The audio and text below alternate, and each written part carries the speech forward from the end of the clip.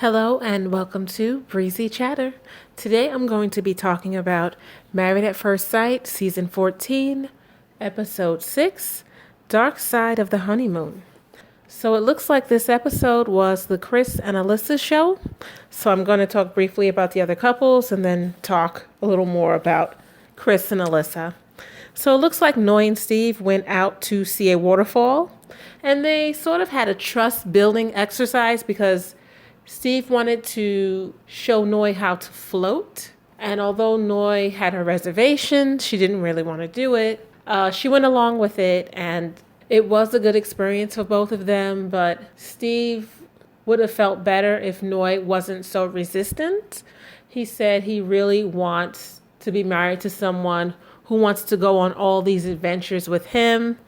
And I don't know. I think they may bump heads in that respect because Noy, she likes an adventure, but I don't think she is anywhere near as adventurous as Steve. And then we have Katina and Elijah. They went horseback riding, and it turns out Katina does not like animals. She was very nervous about riding the horse.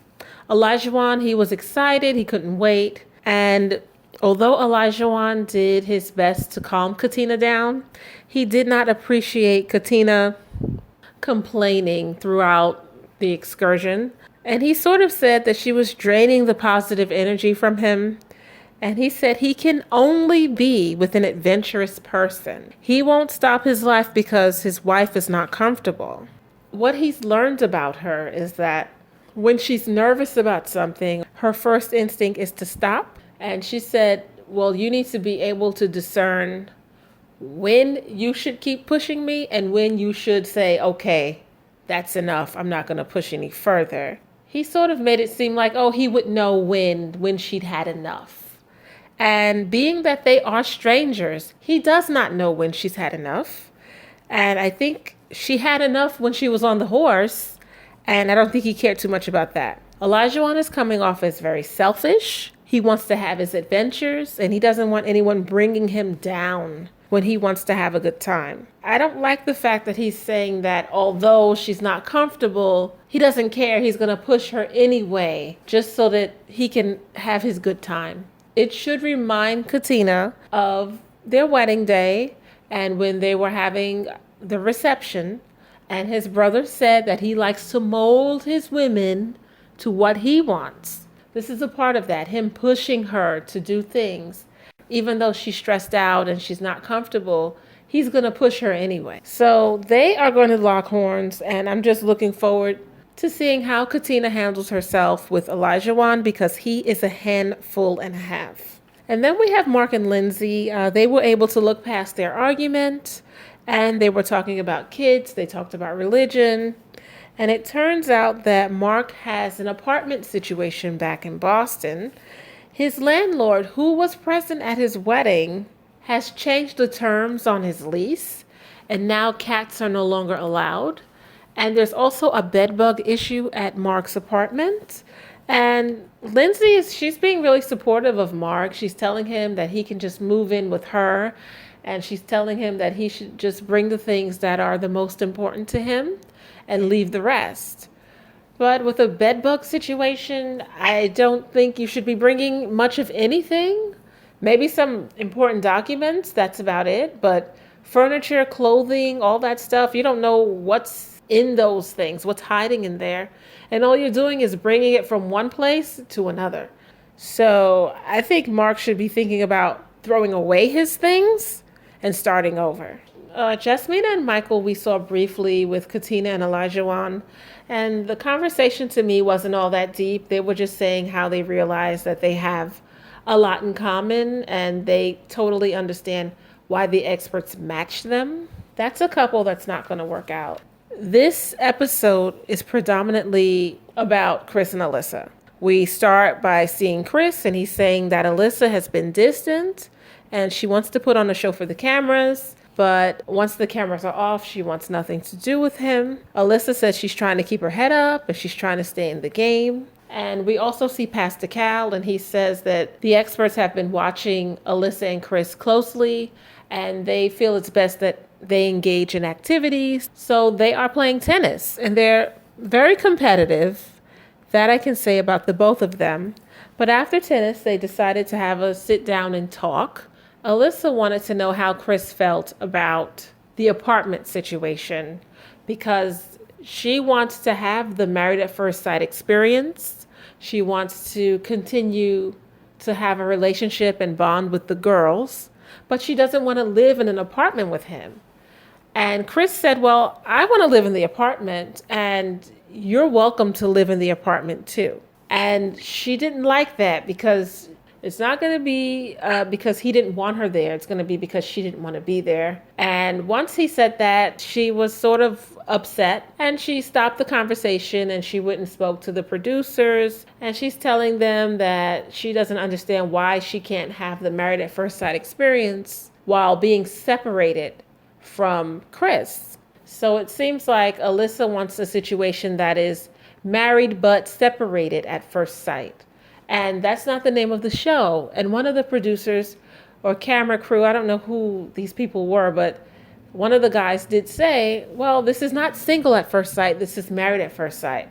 So that begs the question, where do you think that it's okay to stay in the apartment while Chris stays where? Where is he supposed to be? Because you don't want him anywhere near you. And even in the after party, Chris said when they took the flight out to San Juan, there was a producer between the two of them because she did not want to sit next to him. So she really does not want to be anywhere near Chris. I don't understand where she gets off thinking that she should be able to move into that apartment and have the MAFS experience without the husband. That's not how it works.